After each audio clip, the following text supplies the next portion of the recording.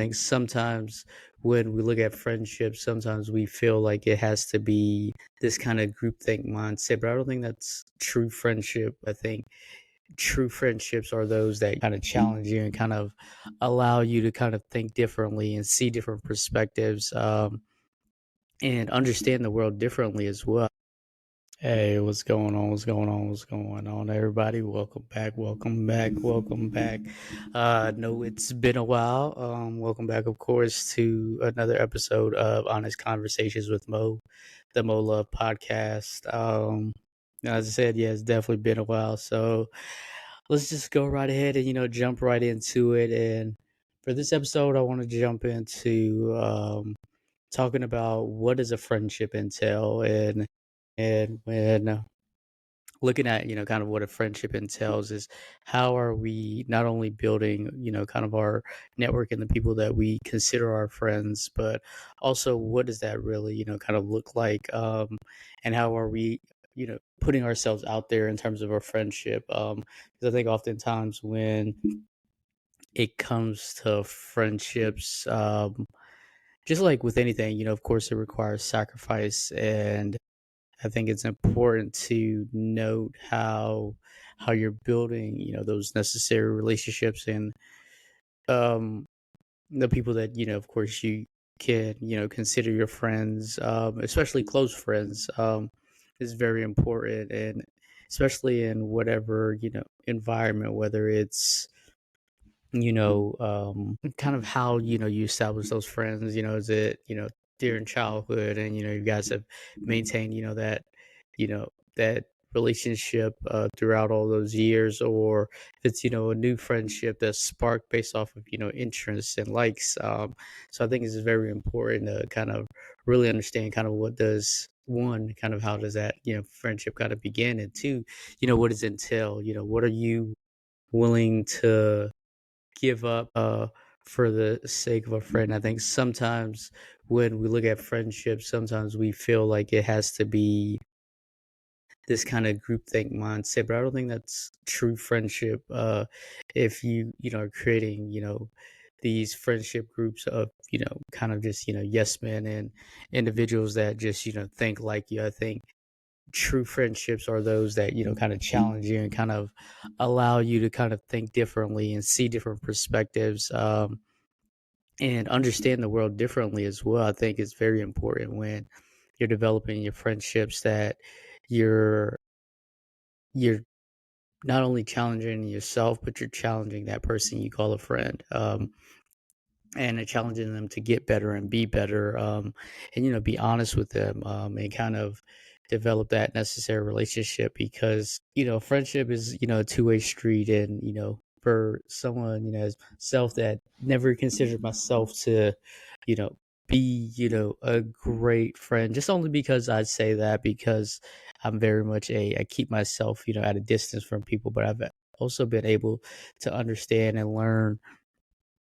you know that I'm s I can still, keep myself at a distance when needed, and still kind of have that independence and isolation, and that the right people will stick around, because those right individuals, will be, those real friends, regardless of, the mood that you're in, or kind of how you feeling, or no matter how long it's been since, you guys have talked. I can even say, one of my, close friends since middle school, and supporting his brand right now.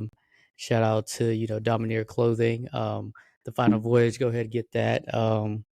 But I just think of even like our relationship, in the sense of where it was you know obviously real close, as kids and things like that, but also still being able to maintain that friendship throughout the years, where it doesn't have to be constant communication. It doesn't have to be constant engagement. It could be those check-ins, but that you still have that real connection with that individual. And I think of just even my friends of who I do have those constant connections with, and how are, we building and, getting better and, creating the positive mindsets to, better ourselves and, get better on a day-to-day basis. I think that's the fundamental, like, kind of important aspect of friendships is, are the people you're surrounding yourself with really not only wanting the best for you, but seeing you get better. And, we talk about, obviously those, you're going to obviously lose friends or acquaintances, throughout life. That's natural, that's a natural progression, in the world. But I think those that you are willing to keep around you that understand the true depth of who you are is, is vital and is very important. And I think going back to the point of needing that ability to see you grow and are willing to challenge you to grow is very important. And it's not just those who are just honest with you, but those who are willing to, question when you're being, dishonest with yourself. And I think that's an important aspect too. Um, so I think that's a real, kind of importance with, you know, friendships and kind of how you build, those necessary communities to, kind of get better for yourself. Um, and also, kind of as I say for myself, I say, like I'm very, antisocial, socialite as I always, kind of refer to myself, and to know that, you know, I do my best to, keep, a small circle, but, keep the right people, whether it is, family friends or, close friends or, friends for years. It's just important that, keeping the right people and the right people in your circle, or friends that you meet, through brief, circumstances or, situations, whether, to work, professionally, or, getting connected, through other people that, within your other friend groups. So I think it's very important to realize how you're really developing these friendships. And I think that comes from, you know, the power of, observability, in the sense of, you know, what are you taking in from, these friendships, and learning to really, not only better yourself, but better the world around you, better the people around you. And I think when we're really, really observing the world around us and really taking in kind of the challenges of, our reality, whether it's, your day-to-day reality, or just the, the challenges, within the world, that we see on a daily basis, it's important to kind of understand, what are we, taking in from that, and how are we, developing from that. I think is very vital and very important. And then also ties into also with the social proof aspect of, what are you taking in? Are you just, in the sense of social proof, are you just doing the things that, those, call your friends, you catch yourself doing, or are you still maintaining that, that sense of independence, and still, making those necessary decisions. And of course, I think with social proof, as we know, is, the things that, the people around us do, and, we have a inkling to, kind of do the same thing, whether it's, uh, for example, growing up, in a household where, it's, one, dominant team, or, a team such as, like, let's say, the Cowboys or the Lakers or the Yankees, and that becomes, rite of passage, in a sense of, that's social proof. And when it comes to, friends, and you see, friends out here, buying, different things, are we more inclined to, buy those things just to, fit in within our social groups, and within our friendships, just to feel, not to feel less alienated in that sense. And I think when we're really being mindful of the things that we're taking in from others, to tie back, to the observability piece, that it's important to kind of see, like, hey, are you taking this in because, hey, this aligns with kind of who you are? Or are you taking this in because, hey, somebody else did it? And I mean, as we know, it's very common, get, recommendations from, other people and things of that nature. But I think it's also vitally important to, kind of make that holistic decision and kind of make that decision for yourself, and be kind of that self-reliant navigator of your own journey, and not, kind of get caught up in that social proof aspect, and kind of going back to, kind of that group thinking process as well. Um, and then lastly, I just want to touch on, how, community is that, that new currency, that communal aspect of the people around us is so vital and so important, especially in this day and age, with social media, where we're seeing, social networks pop up constantly that are, people are able to develop, these different communities and these different, ways of engagement that you can, build and, connect with others from. And then also, you know, how community can also propel you in, so many ways, in terms of, hey, you never know the community that you develop that can help you, find your next, career path, or, help find, the love of your life. And I think it's very important that developing that community is not only integral and very important to be mindful of, but also how are you utilizing that currency? Are you really being mindful of, being a connector, even if that's not necessarily kind of who you are, but are you still, doing your best to take advantage of your community, whether that's, on Instagram, Threads, LinkedIn, professionally, or if it's just, day to day, how your interactions with people, because you never know, how that can go, such a long way, because like I said, especially in this day and age now, community is that new currency, and it can take you so far. And I think obviously we often hear, um, professionally, it's not who you know, or it's not what you know, it's who you know.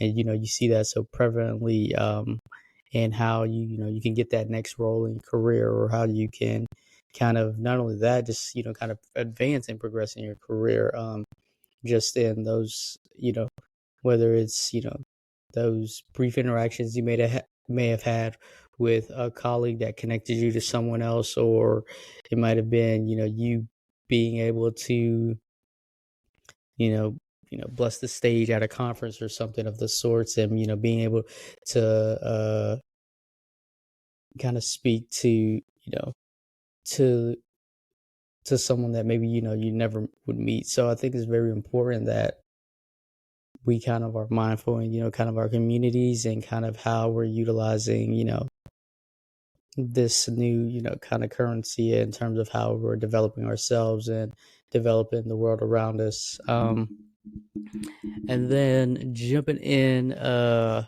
gonna do a quick rapid fire because it's just been such a while. Of course, we'll do a quick rapid fire of the next few topics, and as we, shift gears, but quick rapid fire. Obviously, starting off with the WNBA finals. In terms of, like I said, I know it's been this long since we had an episode, but in terms of with the WNBA finals, of course, the Las Vegas Aces, won, defeated the Phoenix Mercury 4-1, winning their third title in, was it 5 years, 4 years, or 5? I can't exactly, but obviously the start of a new dynasty out there in Vegas, led by AJ Wilson. Three chips. They dominated Phoenix, and it was incredible to see.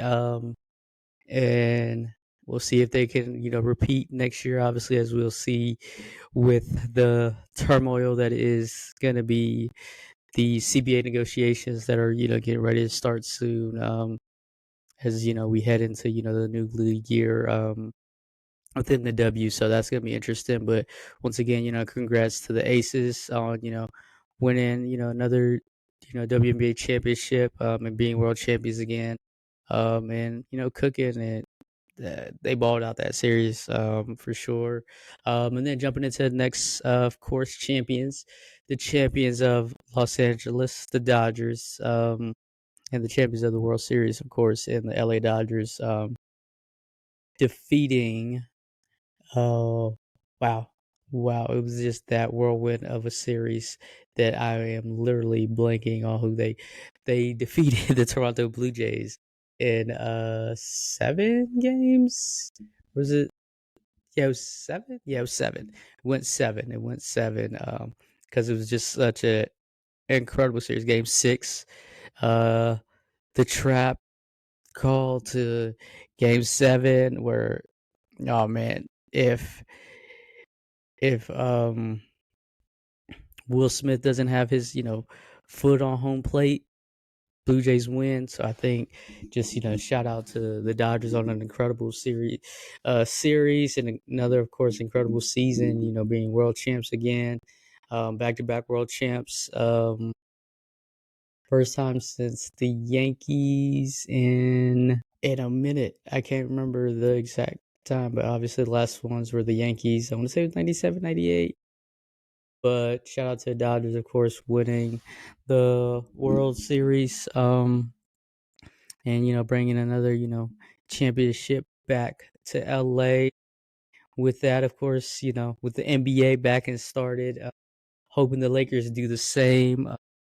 Looking good, obviously we've been without LeBron all season thus far. 10-4, looking incredible as the NBA season has been rapidly in full swing in the first kind of uh 14, 15 games across the league. Of course, the Thunder looking like they're trying to go for Golden State's 73-9 record back in 2016 as they're balling out. I want to say they're 12-1 or 13-1. Remember their exact record, but they've been balling out. The Spurs have been looking good. Detroit, led by Cade Cunningham, have been balling.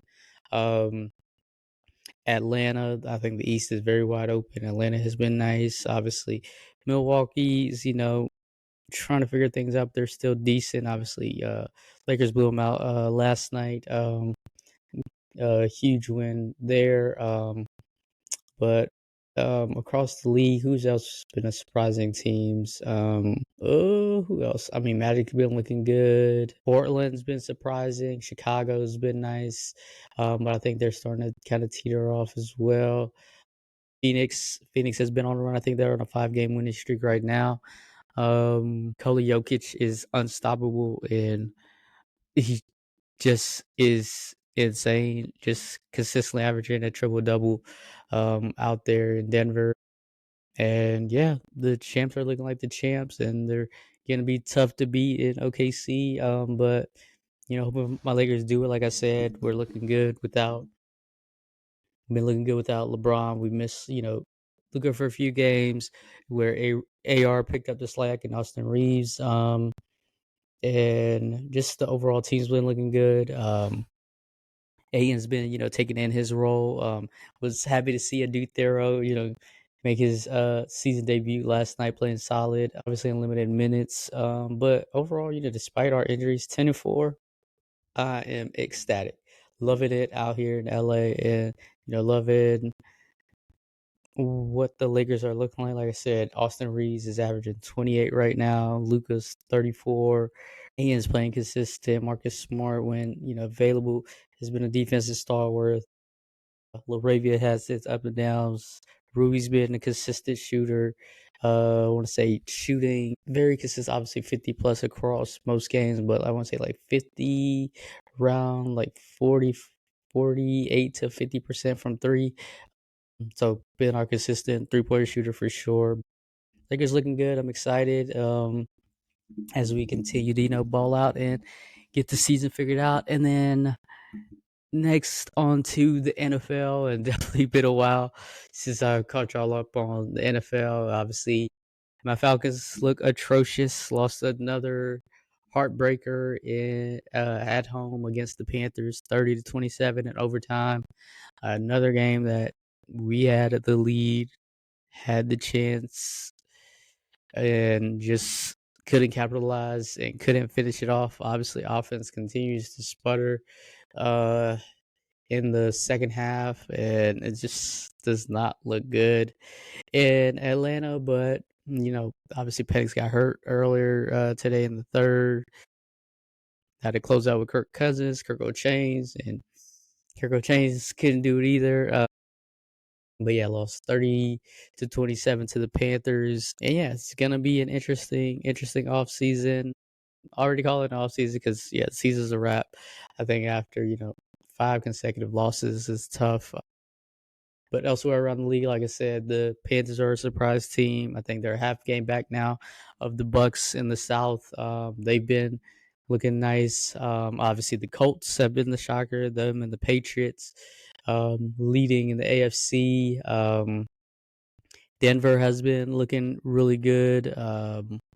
Buffalo, Kansas City, and Baltimore trying to fight back and get themselves get footing back in their respective divisions and kind of claw for playoff positioning. Like I said, because Drake May, I think, is top MVP candidate outside of maybe Jonathan Taylor too, outside in Indiana, obviously.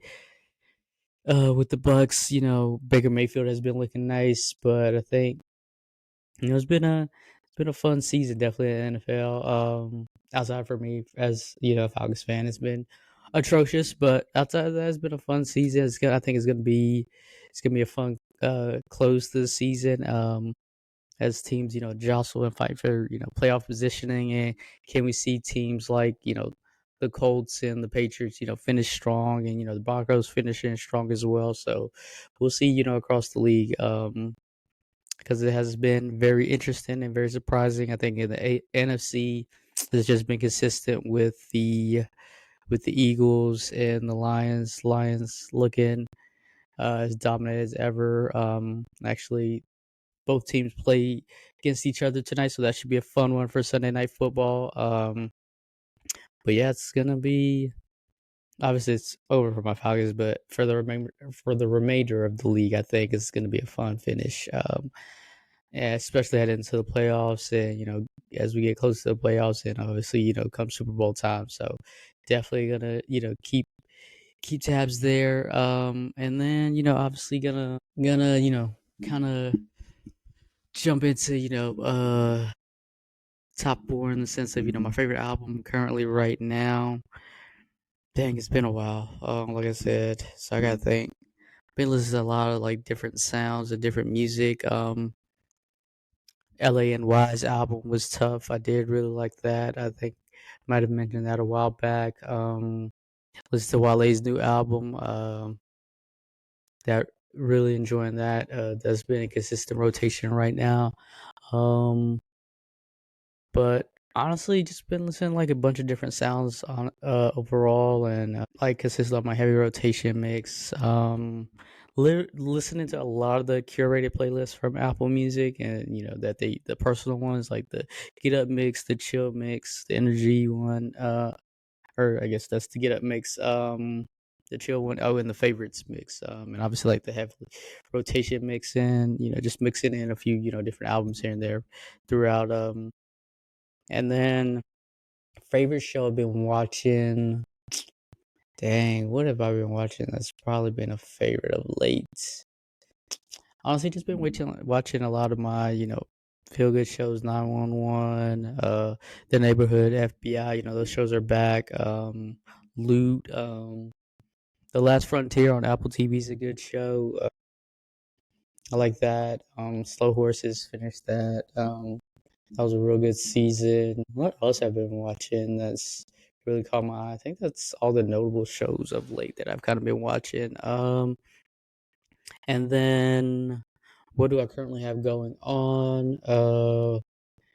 Currently out in LA. Excited heading to the Lakers game on Tuesday. Against the Jazz. Hopefully LeBron makes his debut. I'm very excited for that. Hopefully LeBron makes his debut. But of course, just to go to a Lakers game in LA and being crypto, is definitely surreal. Definitely, something I'm excited for. And excited, enjoy and take in the game and the atmosphere. Yeah, so I mean, like I said, it's against the Jazz. Not stressed about that. I'm hoping LeBron makes the debut. Obviously, get to see AR Luca Dutero Laravia, Rui. Hopefully, Rui will be healthy by then too.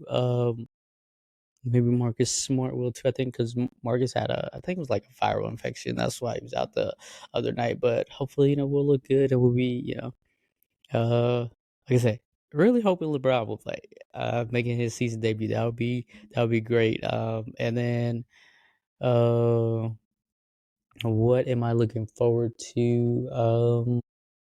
Just continue to build, and as I say, build in the sense of not only building myself up, but also kind of taking in things, kind of that power of observability, whether this brief vacation out in LA, and building on what I can about myself throughout this little weekend, little getaway, and then just looking forward to obviously more, uh got a exciting work trip, at the tail end of November that I'm excited uh to help out and go be a part of. And then, just closing out the remainder of the year strong. Definitely excited for that, and continue to build, as I said, relationships, healthy friendships, and continue to grow and be a better version of myself. And as always, like I said, I know it's been a while. I've said it repeatedly throughout this episode. But thank you all for, constantly, listening in, on me, ramble. And as always, until the next time, thank you for, listening in to another episode of, Honest Conversations with the Mo Love podcast. And, of course, until the next time, peace.